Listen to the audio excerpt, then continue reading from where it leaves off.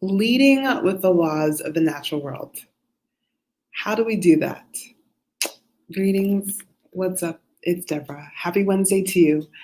I really want to talk about this because I am very much a part of this holistic healing and health movement and living more consciously, right? And for sure, I have so much to learn and so many places to grow.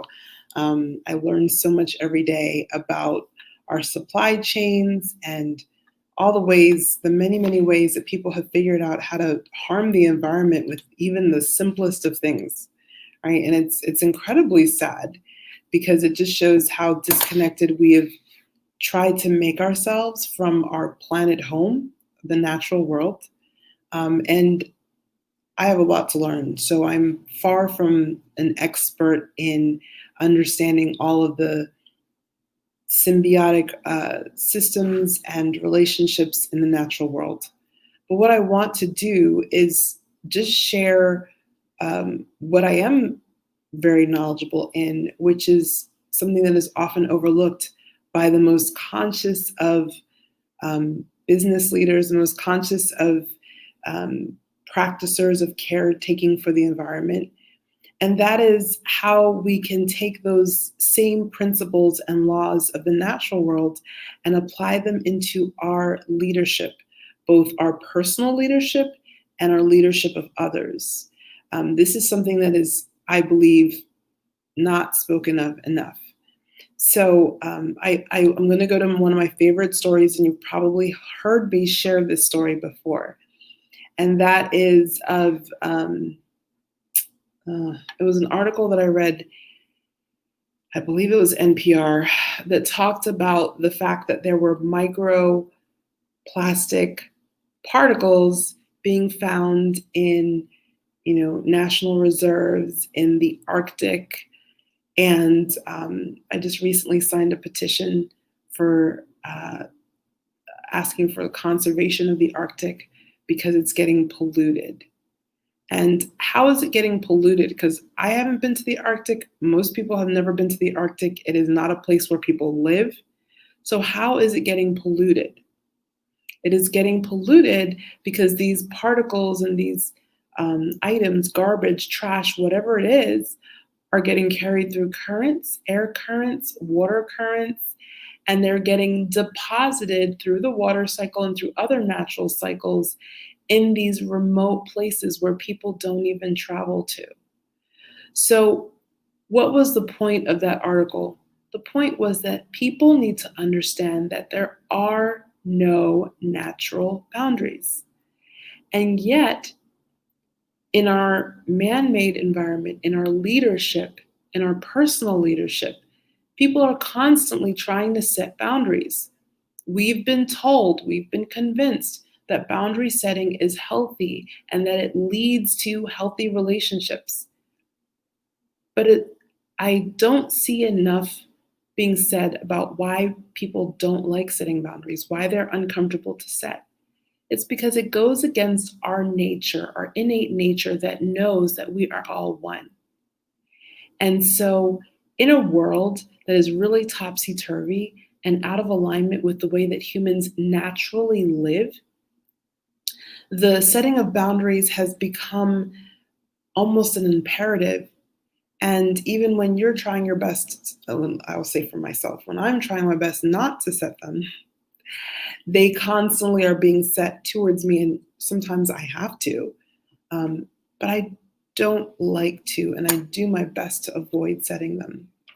And I know this goes against what you'll mostly hear in personal development. And often I hear people who are kind of in their earlier stages of emerging from codependent or very unhealthy or toxic relationship situations, panicking when I say that we don't need to set boundaries, because for them, those boundaries represent safety, represent structure, represent hope. But I'm here to tell you that those boundaries that we're trying to set is kind of like those walls that we build, that we think if we build the wall, or if we line the mud, I I can't think of the word now. It's not mudslide. If we line the landfills, thank you, landfills, that we're going to be able to somehow avoid leaching our trash into the environment. We're going to somehow avoid poisoning our planet. It's not true.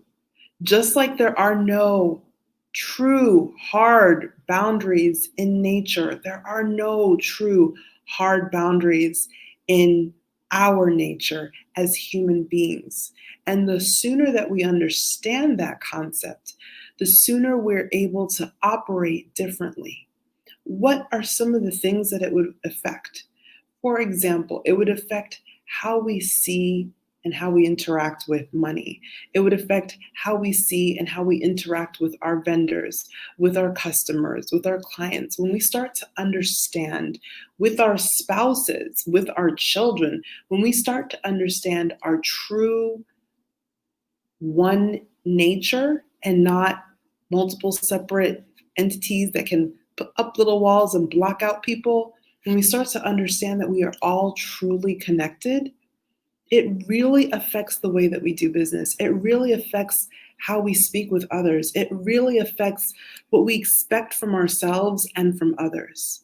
And I'm not saying this from a place of judgment, like you need to fix this. It's more about me hoping that expanding your awareness of just how connected we all are will be encouraging for you, uplifting for you, and give you more freedom and more space to create and to be authentic in your expressions. Understanding that even if they're not saying it, the other people, there's a part of them that's feeling the same way that you're expressing. It hopefully will help you to overcome shyness and overcome fear of really truly expressing your truth, your message, your unique message. Because even though it's unique and it's only coming through you a specific way, it's not unique in the sense that because you're connected to everyone, we're all experiencing that. But you have the ability, by understanding that connection, of amplifying your message, of sharing it more often, of sharing it more courageously. And there's nothing that lights me up more than seeing a client or someone in our community who was shy or was hesitant or scared to speak up and to just say what they really truly believe in without fear of judgment. I was just speaking with a client yesterday, and she was sharing how happy she was that she was finally sharing her message. She's had this message for over a decade, and she's only dripped out little teensy little fragments of it to certain people that she felt safe with. And the world had never heard her message. And now it's starting to be shared. She shared it publicly earlier this year. She shared it publicly last week. And I couldn't be more thrilled than to see her joy and her radiance at being able to fully express what she was believing in and not be worried about the response, which, of course, the response was amazing, right? She got so much excitement. She even has opportunities coming up for speaking again in the future in unprecedented ways. And now she's not scared to do so.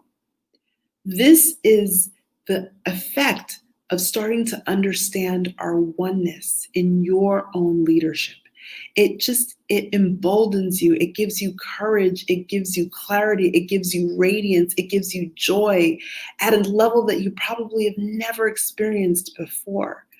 It's not about shoulding and shaming and finger pointing and blaming, which often we see in the world of those trying to stand up for the well-being of our planet. And I love the rebel energy. I love the activist energy. It is necessary to deconstruct harmful policies or practices that are harmful. I totally respect that energy.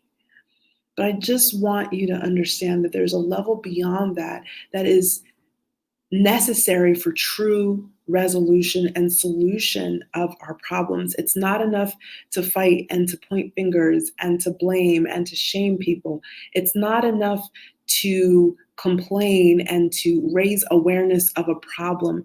It's equally as important to then raise awareness of the solution. And the solution is recognizing our connectedness. If you're with me so far, you might be feeling like, oh my goodness, this is really a game changer. If I really stop and think about this, and I don't have to, as in our example today, which is just one example of many, if I don't have to set boundaries or I choose not to set boundaries, what does that do? Like, does all chaos break loose? Because this is something I get asked all the time. Well, then how do I deal with my kids or with disgruntled employees or whatever it might be? There are solutions for all of that. But it takes understanding that there's a higher level of solution than a boundary set, an artificial man-made boundary that you set.